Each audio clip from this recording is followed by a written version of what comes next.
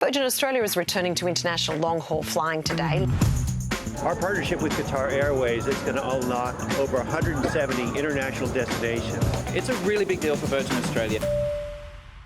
Thanks to its partnership with Qatar Airways, Virgin Australia is back with international routes. But are these new routes worth spending your hard-earned Velocity points on? G'day, I'm Tobias Venus, and joining me today is someone who got to travel on the inaugural VA1 flight. It's senior news editor here at Point Hacks, Chris Chamberlin. How you going, Chris? Good, great to be with you, and great to be back from Doha. It was very hot. It's very freezing in Melbourne again. It's back to the norm. Yes, it does be weathering. Before we get into the flight, let's answer a listener question from our Instagram audience. At D in Oz asks, what are the best value redemptions for Velocity points internationally? That might have something to do with this topic. Well, it depends on what you mean by best value. So for me, I try and use my points for things that I'm not going to spend money on otherwise. Like, yeah, you can use your points for economy, and if you want to save money, that's a great way to go. But I enjoy finding things to use my points for that I would not be able to afford, or I would not be able to justify. So I'm not going to spend $10,000, $15,000 on a business class ticket long haul overseas. But if I can book that with points and pay maybe $1,000 or less on the side, I'm quite happy with that. So for me, the best value is long haul business class. Yeah. First class, if you can get it. It's very rare. It's hard to find these days, especially with Velocity, and you're now just down to Qatar that has that availability. But if you want to save money as well, look for the airlines that don't have carrier charges. So that's United, that's Air Canada, and Velocity's also just added 3 new redemption partners. There's Hong Kong Airlines, Hainan, and Beijing Capital. So you can fly to Hong Kong and mainland China and pay only the taxes as well as the points. There are no carrier fees, so it's about $120 one-way economy or business class. That's a great deal. You can only call up to book those. You have to call to book those new airlines, yeah. It's sort of like if you want to use your Velocity points on Virgin Atlantic, you have to call. It's hard to check what seats are available before you call, but persistence pays off. That's a good shout. Okay, well, let's get into VA1. Is that a good redemption? Look, VA1, it's the same level as Qatar. So it is a Virgin Australia flight on paper. The flying is done by Qatar, but the Velocity redemption rates are set the same as booking a QR flight. So for me, it's about finding where the reward seat availability is. I wouldn't go out of my way to look for the VA number or the QR number. It's just, if there's a Qsuite waiting for me, that's a good way to spend. Okay, so Virgin Australia have mainly been a domestic airline since COVID. They've had some short-haul flights internationally, like to Tokyo and New Zealand, but most of their flights have been on 737s and domestic-style stuff. But they have a new international route now. Can you give us a little bit of history about their international routes in the past and how we got to today? So yeah, prior to this flight, Virgin Australia only had narrow-body aircraft in its fleet. So that's the largest plane it had was the Boeing 737, which is the tiny plane that shuttles you between Brisbane, Sydney and Melbourne for the most part. So you have been able to fly Virgin to places like Tokyo, as you mentioned, places like New Zealand and Fiji. But in the past, Virgin had wide-body planes, which are the aircraft with 2 aisles. Which a lot of passengers like because there's just a lot more room to move, even if you are in economy. That's where the big business class seats are, right? That too. I thought we'd give economy a shout out for a change. But with the planes with the beds, the flight that you want to get on if you're flying overseas. Yeah. So they didn't have a lot of luck with some of their international routes. They launched flights from Australia to Hong Kong, I think just as the protests and things were happening there. They were launching flights from Brisbane to Tokyo in March 2020, and we all know what happened there. Yeah. And prior to that, though, they had a bit more success. They flew Brisbane, Sydney and Melbourne to Los Angeles in partnership with Delta back in the day. And they also ran flights into Abu Dhabi in partnership with Etihad. So that was actually a Virgin Australia aircraft flying itself to Abu Dhabi and connecting with Etihad. So what we have now is Virgin Australia flight, but Qatar does the flying on Virgin's behalf. So it's a bit different. How does that work in 2025? So it's complicated. You sort of have to draw a map, and we've published articles on Point Hacks just to try and explain how it works. But it's basically behind the scenes, Virgin pays for the flying. They're basically leasing the aircraft and the crew and the pilots and everything from Qatar, or Qatar Airways, I should say. Qatar itself does the flying, so they have to put the plane in, they organise the crew. And I went over on the Virgin Australia flight, and I came back on a normal Qatar flight, and honestly, the service is the same. It's the same. all they do on the Virgin Australia flight is they put the Virgin logo on the food menu, but the menu is the same whether you fly Qatar or Virgin. So at the beginning, it's identical. Even the pajamas say Qatar Airways. So I've suggested to Virgin maybe they just put some Virgin Australia pairs because they were big collectibles when they had those flights to LA. Yeah, that would be cool. So yeah, Qatar pajamas, everything. Qatar everything really. Qatar everything, Qatar amenity kit. Yeah. So you got to fly in business class on Qsuites, which is a big favourite amongst the Point Hacks crew. It's a big favourite amongst a lot of people who fly business regularly. This is a bit of a special one because it's also a Virgin Australia flight, so a little bit unique. What was the experience like? Did it live up to your wildest dreams? Look, ironically, I was there on the day they announced Qsuite, so I got to sit in it before anyone flew in it, but then just my travel patterns and being nice to other colleagues that also wanted to experience the product, I hadn't had a chance to fly it since sitting in the seat first in 2017. So come to 2025, I have finally taken off in Qsuite, ironically, as you say, on a Virgin Australia flight. But I've done a lot of flights with doors and things at the seat, and what I really liked is how high the wall is. It's not just sort of, halfway up, it's most of the way up. So when you're lying down, all you can see is the central roof paneling and stuff. You can't really see people walking past unless they really want to peer over and have a look, which the crew sometimes do just to see if you want anything. But it's really private, and I had one of the window seats and they face backwards if you sit away from the aisle. So bit of an av geek, so I had a view straight down into the aircraft's engine for takeoff. So that was really cool. On the way home, I did one of the center ones that functioned as a double with a colleague, so we just kept the screen thing up for most of the flight. But definitely go for the window if you can, unless you really want that double seat in the middle. So tell me a little bit about what you get on the flight. What kind of perks are there? Yeah, so it's kind of like what you would expect flying with Qatar, but on a Virgin Australia flight. So if you're in Qsuite Business, you get the priority check-in, fast-track immigration. You can use the lounges. It's the same as whichever lounge Qatar uses by default. So that's one of the exceptions. So in Australia, it's mainly the Air New Zealand lounges. Okay. When these flights launch out of Melbourne, it'll be the Mahaba lounge. But after that, you can't really go to the Qantas lounges. In fact, you can't, full stop, go to the Qantas lounges because these aren't one-world flights. So if you're flying Qatar itself in business class, you can go to the Qantas Business Lounge or the Qantas First Lounge if you've got platinum status. But on these Virgin Australia flights, it's the arrangements that are provided for you. You can't hop and choose, but there's Starlink in-flight internet on these aircraft, which is super fast. It's about as fast as my fiber at home, which is amazing.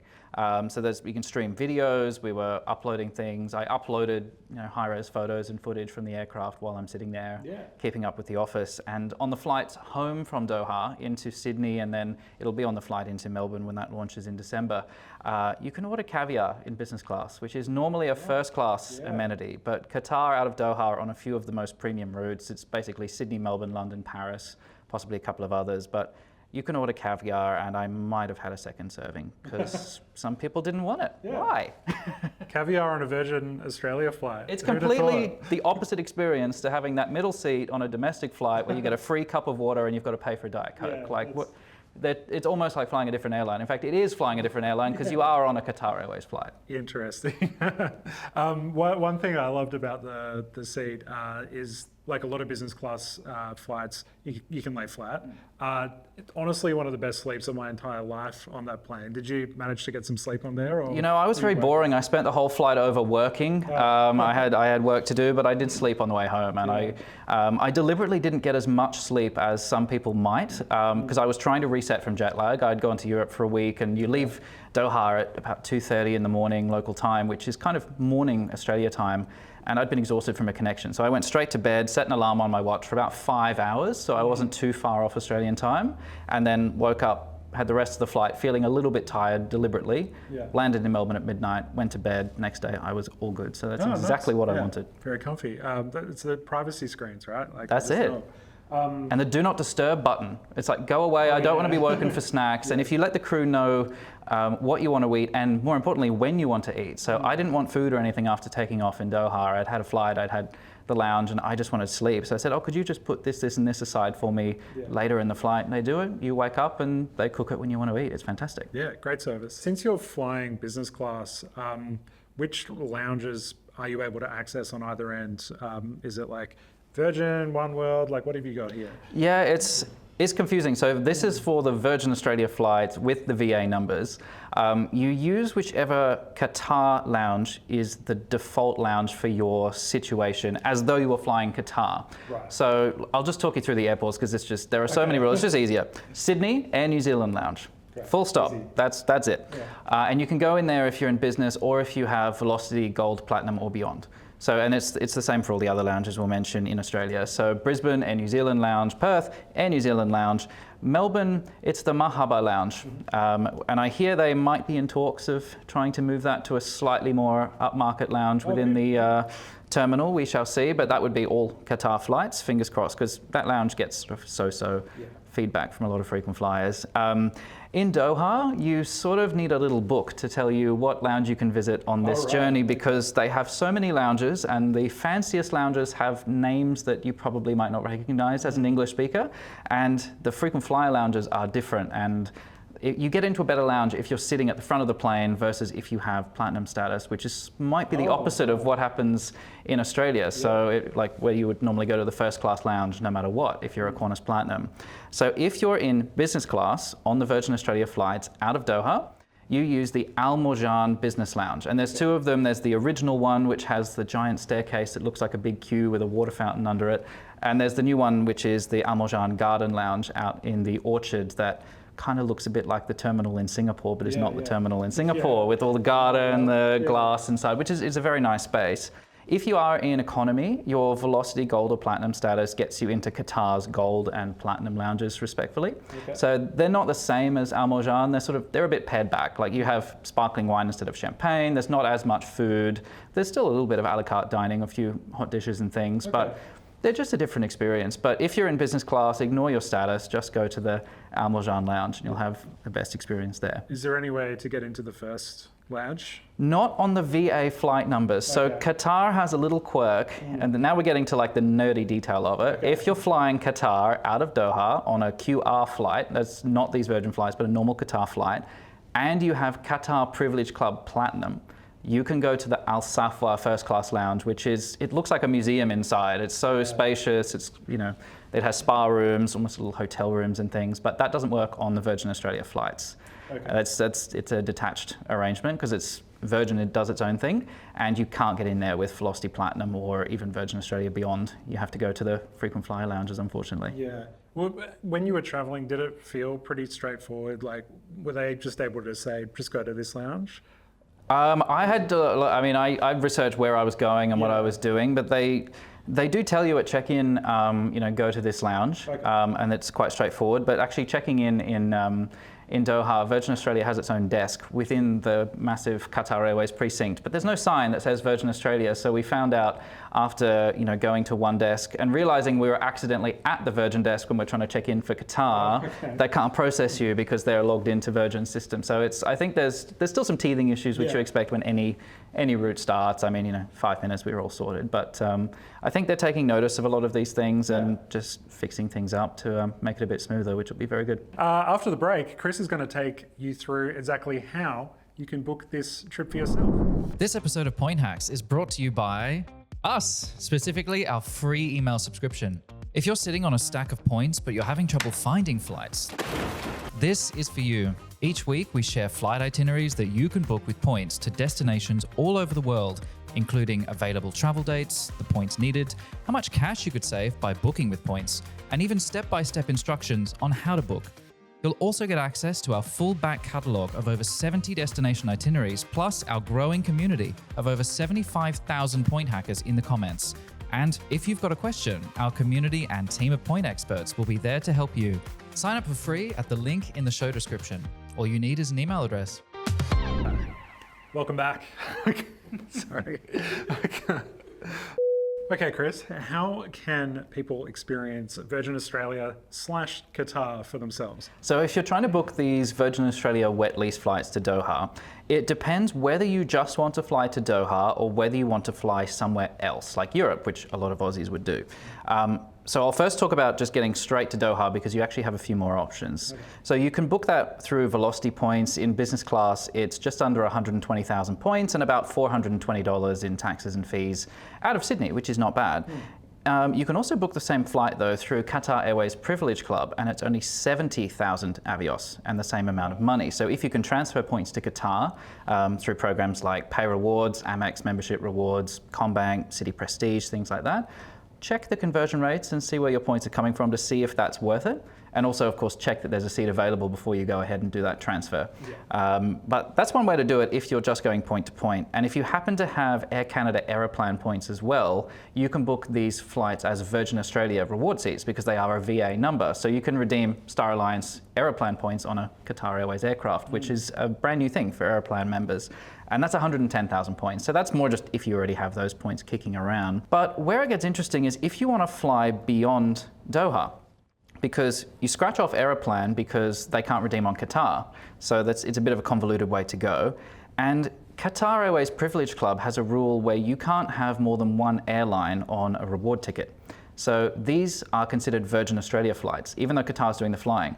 So you can't do a reward seat that's the like VA1 from Australia and then a Qatar flight to London. For instance, you just can't put them on the same ticket because they're two airlines. You can do that if you book Qatar the whole way through, but you're missing all of these Virgin Australia reward seats. And I was having a look in the system, I was seeing how I can link them together. And as far as I can see at the moment, the only way to book these flights as part of a journey to Europe is through Velocity, which is fantastic news for Velocity members because it means there's a lot less competition for those Qsuites out of Australia. And I guess Virgin Australia's own frequent flyers get the best dibs on Virgin Australia reward seats, which is great. So you can use Velocity points to kick on to Europe on the same ticket as a connection. And if you're in business class, it's 158,500 points. And I mean, I pulled Warsaw as a destination to check, and it was just under $750 in cash from Australia to Europe one way, including all the carrier charges, government taxes, everything. And you can pair that Virgin flight from Australia with the Qatar flight to Europe or anywhere else. So save those Velocity points if you want to book these flights. Yeah, something I'm not super clear on with booking with Velocity, which I think most of our viewers would probably be doing. Do we see VA1 and Qatar flights at the same time, or are the flights from Sydney to Doha all replaced by Virgin? No, so you'll see whatever's available. So if you see Virgin Australia, the VA1 or the other VA flights from other Australian cities, you'll see them as reward seats. And if Qatar has any reward seats on its own QR flights, you will see them as well. So if you're just going to Doha, the redemption rate is the same. So it doesn't matter which particular flight you book. If there's a seat, go for it. But if you're flying from somewhere like Sydney, check what plane you're flying on, because if you book these Virgin Australia flights in business, you get Qsuite.